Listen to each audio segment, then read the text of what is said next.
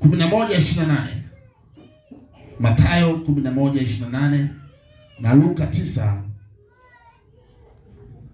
mstari wa 11. Hiyo mistari miwili. Tuanze na Mathayo. Mathayo 11:28. Biblia inasema hivi: Njoni kwangu nyinyi nyote msumbukao na wenye kulemewa na mizigo, nami nitawapumzisha. Umeelewa nzuri? Njoni kwangu nyote msumbukao na wenye kulemewa na nini? Na yeye atafanyaje? Ugonjwa ni mzigo, sio mzigo.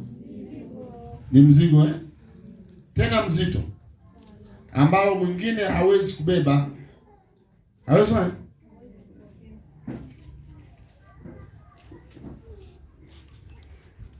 Kwa hiyo unapoitwa kwa Yesu, unapokaribishwa kwa Yesu, maana Yesu anakuja kukuponya. Au ndio? Ibada hii ya leo ikalete upya ndani ya moyo wako. Ikalete upya ndani ya safari yako ya maisha. Ikalete upya wa maombi yako. Ikalete upya kila kitu ambacho Mungu amekupa ukifanya duniani. Haleluya. Kwa njoni kwangu nyote msumbukao na wenye kulemewa na nini? Kwa nini Yesu tunamuita tumaini? Kwa nini Yesu awe tumaini letu? Ni kwa sababu ametualika wenye matatizo. Ametualika wenye shida. Unajua kuna watu wanasema eti wanaendaga wote pale wanaumwa, wanaenda kanisani, si wote wamechoka. Si ndio maana ametualika? Twende tuje wote atusaidie. Hatuna msaada mwingine, hatuna kimbilio, hatuna ngome, hatuna bwana mwingine, ni yeye peke yake. Kwa unapoona wenye shida wanakimbia kanisani, wenye matatizo wanakimbilia kanisani, eti ameenda kanisani tuone kama atasaidika. Sikiliza, kanisani utasaidika kwa sababu ndiko aliko baba yako, ndiko aliko mwokozi wako, ndiko aliko kimbilio lako, ndiko aliko mponya waponya wote. Kwa kuja kanisani ni jibu la wewe Mungu akusaidie. Amen. Kwa ukiona kuna mtu anashangaa mgonjwa kwenda kanisani, ukiona kuna mtu anashangaa aliyeumizwa kwenda kanisani, maana yake hajui. Tuendelee kuwafundisha na kuwaelimisha kwamba Yesu anataka waje. Amen. Mnaelewa vizuri? Luka, kitabu cha Luka 9:11.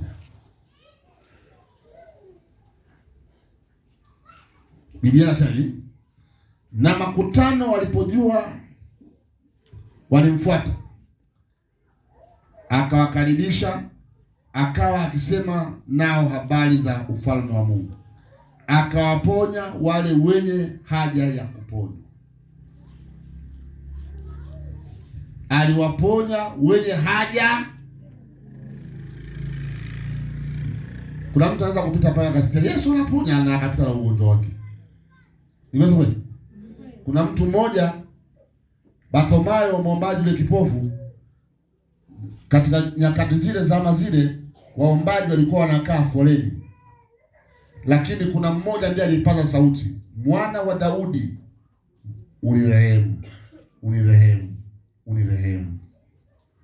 Kwa Yesu unaweza kupita huko duniani huko au mtaani, kwa watu wanaumwa. Kwa nini asimkubali Yesu? Yesu anaponya wenye haja ya asiyekuwa na haja. Wataka kuponywa? Wataka kuponywa? Haleluya. Kwa hiyo Yesu anaponya, alikaa nao, akaanza kuzungumza nao habari za ufalme wa Mungu, kisha akawaponya wenye haja. Yaani mtu amekutana na Yesu kabisa, alafu hataki kuponya. Hivi ni maajabu. Sio maajabu, ni maajabu. Mtu amekuja kanisani, anaogopa kuweka mkono, anasema nikiweka mkono kuna maroho. Wewe una matatizo wewe. Nini? Ana nini? Sasa ndio maana umekuja kanisani. Bwana Yesu asifiwe. Mtu amekuja kanisani anasema usiombe kwa jina la glory, tumjue ni Mungu gani. Ndio Mungu aliumba mbingu na nchi wewe. Wala usiogope. Haleluya. Bwana Yesu asifiwe. Watu wengi wanakataa kuponywa kwa sababu wanapingana na utaratibu wa nani? Kwa sababu wenye haja wataponywa. Kwa mnaweza kuja wote kwa Yesu, mmoja akarudi ameponywa, mwingine kaje mwenye haja ya kuponywa ataponywa. Anayekuja kujaribu hatoponywa, hana haja fanya. Injili iko hivyo na Yesu atakusaidia. Kwa Yesu tunamuona kama sisi kwetu sisi ndio ngome yetu, ndio msaada wetu. Maana yake tunapozungumzia kuponya wachawi humo, tunawavuruga humo na nini, si magonjwa si humo, Yesu anaponya. Kwa hiyo njoo kwake uponyeke kiroho na ukubali. Na ufanyaje? Ukubali. Jamani, anaponya mwana wa Mungu. Anaponya. Oh, anaponya. Sauli kidogo. Anaponya mwana wa Mungu. Anaponya mwana wa Yesu. Anaponya. Hey, anaponya mwana wa Mungu. Anaponya mwana wa Mungu. Kama kuna kipengele wanakielewa Kristo ni kwenye uponyaji, si ndio? Kinaeleweka kile kitu, kinaeleweka vizuri, kwa sababu uponyaji ndio kitu muhimu kwenye maisha ya mtu. Unasema akiponywa kiroho na kimwili, maana yake atafanya kazi na utaponyeka leo. Yesu amekabidhiwa yote. Kwa nini Yesu tunamwita ndiye tumaini letu? Kwa sababu amekabidhiwa yote. Ukienda mbinguni namkuta, namshangaa Bwana Yesu kila niendako. Si mlimbaga? Nikienda namkuta. Kuna nchi ambayo hayupo, kila mahali yupo, kwa sababu Yesu is spiritual. Yesu ni roho na Yesu ni halisi. Amen. Yanawaingia. Nataka nyinyi msiogope kabisa. Mwana wa Mungu alidhihirishwa ili kuzivunja na kuziharibu kazi za shetani. Nataka nyinyi msiofie uchawi wala uganga wala mapepo wala ushirikina. Mjue kwamba mwana wa Mungu alidhihirishwa, yuko dhahiri. Haleluya, haleluya. Kristo Yesu na apewe sifa. Yesu amekabidhiwa vyote ni mali yako Bwana, vyote ni mali vyote jamaa, vyote ni mali yako Bwana, vyote ni mali yako Bwana. Cha ajabu, sema cha ajabu, unavyovimiliki na wewe mwenyewe mali ya Bwana.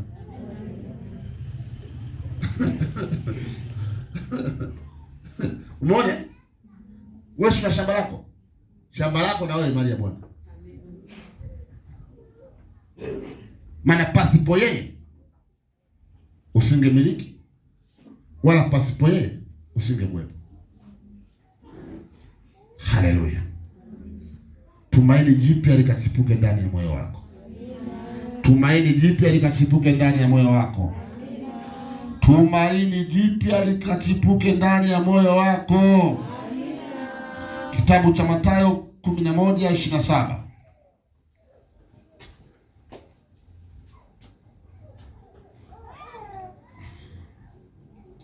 Biblia inasema, akasema nimekabidhiwa vyote na Baba yangu, wala hakuna mjuaye mwana ila Baba,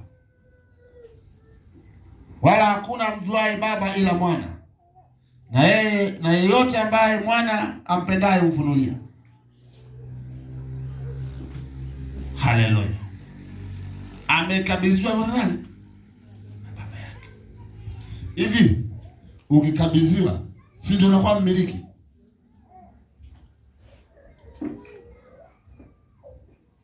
Jamani, umeelewa vizuri? amekabidhiwa vyote. Kwa hiyo ukishajua aliyekabidhiwa vitu vyako unafanyaje? Sio jipendekeza kwake. Yesu ulikabidhiwa afya yangu. Yesu ulikabidhiwa maisha yangu. Yesu ulikabidhiwa baadaye wangu. Yesu ulikabidhiwa ubaadaye wa watoto wangu. Yesu ulikabidhiwa ndoa zao. Yesu ulikabidhiwa maisha yao. Hivi mnanielewa vizuri? Bwana Yesu apewe sifa. Nimekuwa na maombi sana, naombea Mungu. Ninaomba uzao wa wana glory. Mungu na uzao. Bwana, kuwe na ndoa zenye baraka, kuwe na maisha yenye baraka, kuwe na watu wa Asante. Nimekuwa na mwomba Mungu. Sisi ngombe amekabidhiwa vyote mbinguni wapi na duniani. Kwa ukienda mbinguni unamkuta Mfalme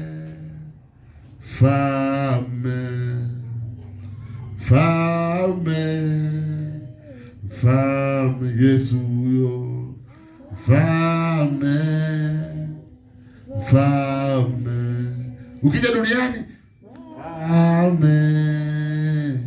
Mfalme. Sikiliza, yani ni sisi tu na tugundue, tuelewe, twende. Ni sisi tu. Lakini sema kuna kitu cha kukuchanganya kwenye dunia. Na Yesu yupo. Yesu ni nani jamaa? Yesu ni mwalimu. Tena ni dereva. Gari lake lifike salama. Yesu ni nani jamaa? Yesu ni mwalimu. Tena ni dereva. Analiongoza gari lake lifike salama. Kwa hiyo Yesu amekabidhiwa yote. Fundisheni watoto wenu wanapokuwa mashuleni, wanapokuwa majumbani, wanapokuwa kanisani, waanze kujua na kutambua kwamba wao ni miliki ya Mungu.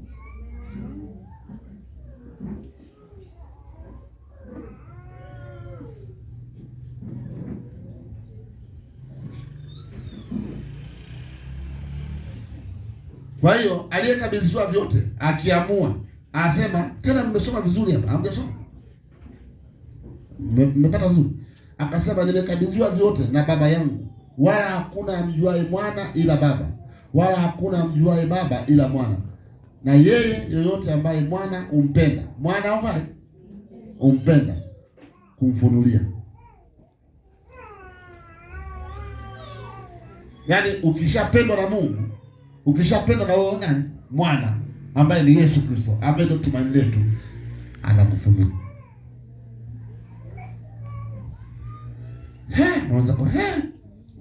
Mwanza kupo kanisani huko. Anasema Mungu kanisani. Vipi? Umeumbika upya au bado? Bado una mawazo yale ya zamani. Sema hivi, mimi nitashinda kweli? Hivi nitaenda kweli? Sikiliza nikwambie. Ushindi unatengenezwa na unatengenezwa ndani ya ufahamu kama unaowafundisha. Hakuna ushindi ambao utengenezwe. Hello. Yesu amekabidhiwa vyote. Utamalizia kitabu cha Mathayo 28 mstari wa 18. Utasoma hapo, nimekabidhiwa vyote na Baba yangu. Yesu ndiye njia ya kweli. Yesu ndiye njia ya kweli. Yesu ndio njia ya kweli. Namba 5.